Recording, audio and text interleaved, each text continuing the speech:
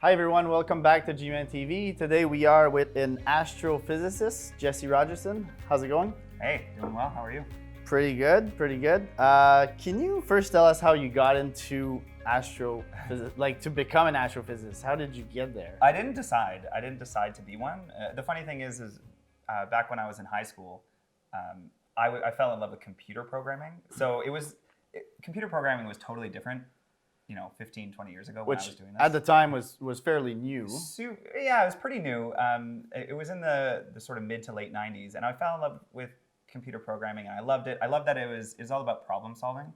So you're given a task, and you have to code a solution to it. And so I loved it, and it was my favorite class all through high school. So that was high school. I was high school, and so I fell in love with it. So I said, I'll probably want to do this in university. So I applied to university to do computer science because that was the next logical step. Yeah. But I absolutely hated it. I did half of first year, and I was like, this is not what it was in high school. It was harder. I didn't understand it as well. I wasn't really getting the same joy out of it. Yeah.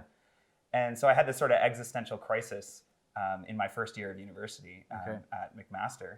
And in that halfway mark, after first semester going into second semester at McMaster, that's when you decide what your major is going to be. And so I was taking all these different classes, and I happened to take astronomy as an elective.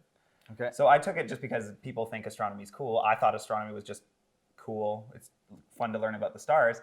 And I took the class, and I fell in love with that. My other favorite class in high school was physics. Okay. So I did enjoy physics too. I enjoyed the problem solving of that. I specifically did enjoy astronomy, the astronomy part of that class. But I never saw myself, I never even thought it could be a career. I didn't know you could be a physicist. I didn't know that was a thing. When I was in high school, I thought that computer science was a way to create a career. But I didn't like it. I took that elective as astronomy, and I realized that this is something I really want to know more about. So I just dove fully on into that. Right into and I spent the next 4 years learning as much as I could about astronomy in undergrad. And then when I got to the end of that, so that's just undergrad. That's just 4 years of school. And when I got to the end of that 4 years, I was facing, again, the same question of where do you go next? Mm-hmm. And there was no option for me. I knew that I wasn't done with astronomy. I knew I'm not done learning about this. I need to learn more about this. And the only real option for that would be to go to grad school. Yeah. So I applied to grad school, and I started not taking classes in astronomy, but researching astronomy. And that's where you really make the transition from student to researcher to astrophysicist. Yeah. Was in master's and PhD. It must be more interesting also, right? It's more interesting because you're asking your own questions. Yeah, exactly. In undergrad, you take classes, you write the assignments, you write the exams, and you study and you learn a lot, and it's really important. But you don't get to drive the direction the way that you do as a grad student. And so, especially in my PhD, is where I really hit the ground running, and you get to ask your own questions, and you get to build your own experiments and point the telescopes to where you want to look at. And that's how I became an astrophysicist. It wasn't because I had decided I want to do that. No, it wasn't a dream at the beginning. No, but it turned into one. Did you ever dream of being an astronaut, or not even? I think because I've liked science fiction my whole life. Yeah. So Star Trek, Star Wars is more fantasy, but it's all set in space. Yeah. I really enjoyed seeing myself it'd be so cool to go to space. I never planned to be an astronaut. I never thought that's what I'm going to do with my life. Seems like a hard goal at the beginning, right? I guess, yeah. I think it's definitely a hard goal. I didn't even see it didn't even occur to me to be a goal. It was just one of those more fantasy things, it would be cool to go to space. I still think that way. Yeah. It'd be cool to go to space. And is there something that attract you more into that field? Is there something specific that you liked more studying in that field? When I got into astrophysics, I said to myself, I want to learn about the most extreme things. I don't know why. That's what really got my interest. There's less extreme. Everything in space is extreme. Yeah, but there's extreme things that are insanely extreme. Yeah, so, but you don't really know. Well, I mean, I don't know. I know what they are, but just going to space. How extreme are they? We don't really just know. The distances. The distance to a star. The closest star is 4 light years away. like that's really, really far away. But the furthest star is 13 billion light years away. So like Okay. there's crazy extremes. And so what was that one thing that made was you follow through? Black holes. So like black holes are incredibly extreme objects. They're insanely massive, a lot of mass in a really tiny space. Their gravitational strength is so strong that they can, the definition of a black hole is an object that is so gravitationally strong that it pulls light down. So light can't escape a black hole, let alone mass or anything like rockets couldn't escape. Objects in space can't escape. Light can't escape. So that's what really got me going. So do you think that some black holes could affect our life on Earth one day? No, probably not. Huge question. Yeah. We don't know where all the black holes are, but there are a lot of black holes in our galaxy, the Milky Way. There's one huge, massive one right at the center of the Milky Way, which is so far away that it'll never pose a threat in any way. But there are stellar mass black holes, sort of smaller black holes, so to speak, that could be close to us that we can't see. But the likelihood of them affecting our lives in any way is very small. Very small. Yeah. Okay. Well, that's so don't good. worry. Yeah. That's good. Nobody's don't worried about black holes. So you're also a science advisor for Ingenium. Yes. And so what does that exactly entail? It's funny. I spent like 10 years being an astrophysicist. So studying and researching and writing papers about space, about black holes. But while I was doing that, I really, really enjoyed. I think what I enjoyed more was discussing the topics with other people. So it's fun to sit down and like work at my computer for hours and hours and like figure something out about space. That's super fun and it's really interesting. But then taking what I've learned and telling other people about it and engaging them with it, educating, exciting them, showing them a world beyond what they regularly see, that really interests me as well. So I turned that into a career, and that's what I do as a science advisor. So at the museum that I work at, the Canada Aviation and Space Museum, my job is to engage people about science. My job is to help add a scientific edge to programming, add a scientific viewpoint to exhibition development, digital content like I help write blogs, I help do social media videos that we create. I give that scientific perspective, that scientific viewpoint into a world that is normally like a museum, that is more like cultural, historical, and sociological.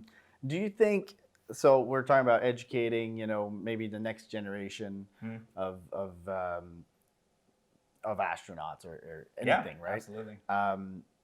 Do you think that it changed a lot in the last in the last 5 years maybe, in like the kids, maybe the new generation is not that interested into space and they're more interested into YouTube, like like the social media and the internet? Yeah, that's interesting.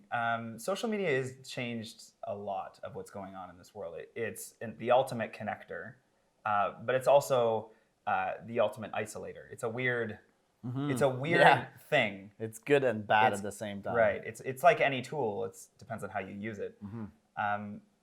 In terms of like pushing the next generation forward, I think social media is a massive tool, especially.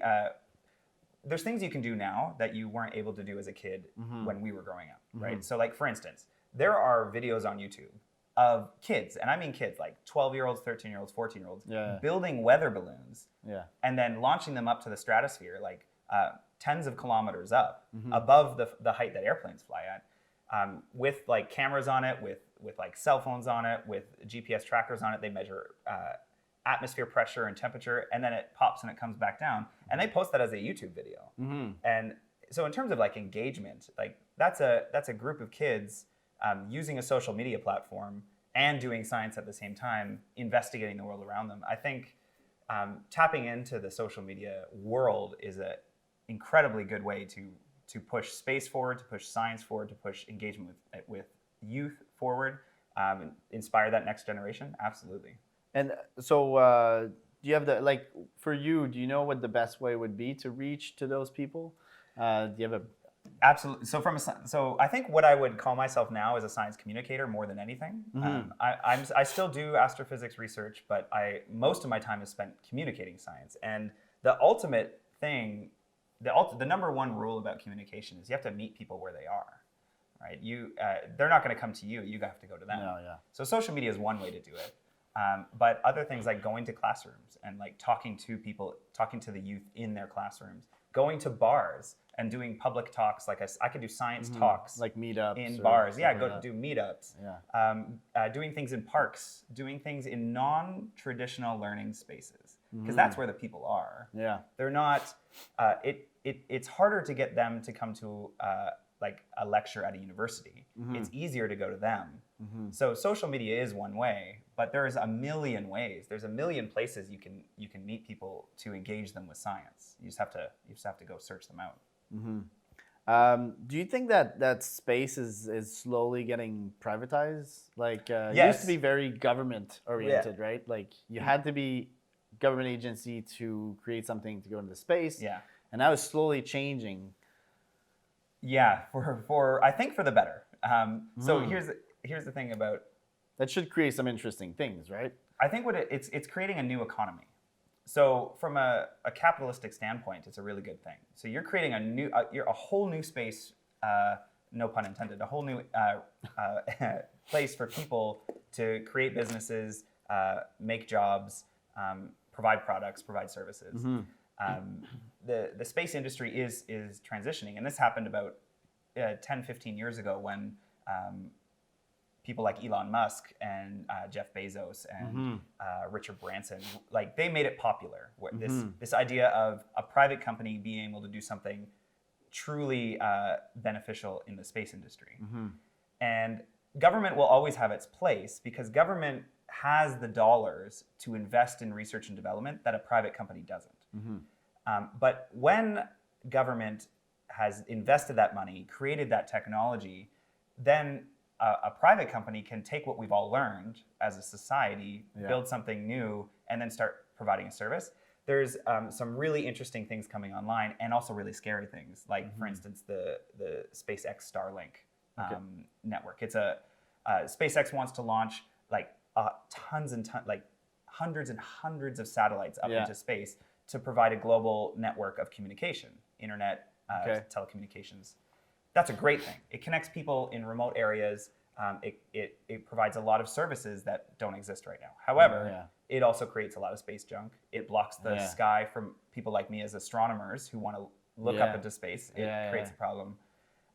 So when you create new industries like we're doing with space over the last 15, 20 years, that's a great thing from an economic standpoint. For sure. More companies, more jobs. But we also have to look inwards and say, we need to do this sustainably. We need to be sure that we're taking care of that environment up in space. Does this, and I don't know, but does this pollute? Is this creating pollution in a sense? Yeah, for both the Earth? On Earth and in space. Because every launch is carbon dioxide. Yeah. Every launch is water vapor injected into the atmosphere, which makes global warming even worse. So every launch is a problem on the Earth. But then up in space, that tech that you've launched creates a whole bunch of space junk. You can lose pieces of your equipment, like little nuts and bolts, that stay in orbit and become there's an issue there. Ballistic missiles that can smack into other things, or that once the satellite that you've created is no longer useful, they just turn it off and it stays there, and then that is another piece of space junk. So you have we have this whole problem of launching stuff into space and then not worrying about what happens to it after. And I think we need to figure that out now before we go any further. Yeah, because just like you talked about a satellite array that they want to do, and so NAV Canada created a same kind of thing, smaller, I'm guessing, smaller satellite array that basically tracks every plane on Earth. Yeah, this is a really cool piece of technology. It was a company called Arion. They built a little payload that is on the new Iridium network. So the Iridium constellation is a constellation of about, I think it's like 80-ish satellites that orbit the Earth. And on board each one of those satellites is a little payload that does space-based ADS-B. This is communication with aircraft. So at the moment, before we had that network, all tracking of airplanes was done with ground-based radar. So you talk to your airplane via satellite dishes on the ground, like radar dishes. And I'm guessing at some places on Earth, there's no radar. There's like most of Earth. Most of Earth doesn't, right? Because you have oceans. You can't you just full can't, ocean. No, can't do a radar there.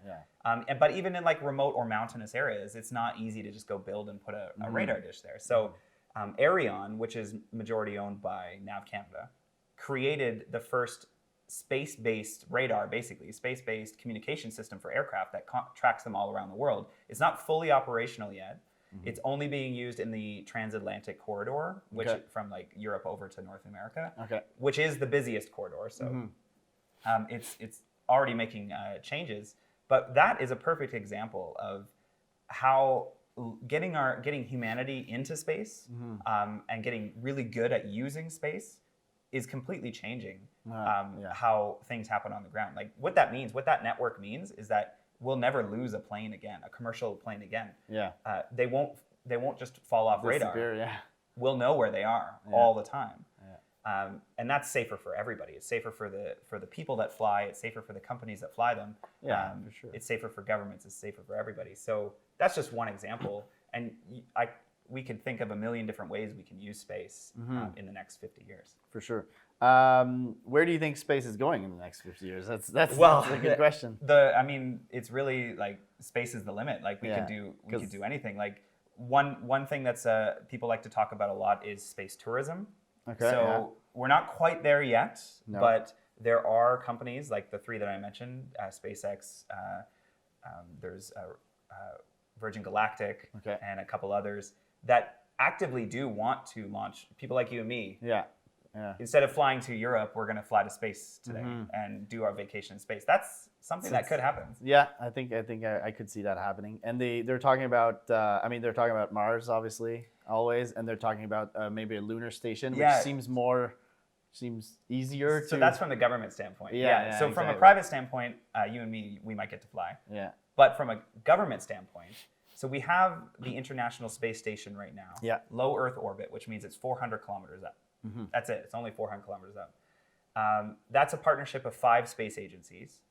Canada is one of them. Now, those same 5 space agencies are now going to build another space station that's orbiting the moon and basically kickstart lunar operations again. So we took a break since 1972. It was the last time we put humans on the moon. In the next 5 years, NASA and its partners, including Canada, we're going to build a new space station that will kickstart operations again and get humans going back to the moon again. That will be a 5 to 10 year plan, sort of 5 to 10 year mission. And then after that is to jump off to Mars and get humans there. Wow. So from an exploration standpoint, we're going to get out into the solar system a little bit in the next 10, 15 years or so. Yeah, that's interesting. There's lots to explore. I'm excited to see it. I hope it happens. Yeah. Cool. All right. Thanks for joining us. Yeah, for sure. Think G-Man, guys, and we'll see you next time.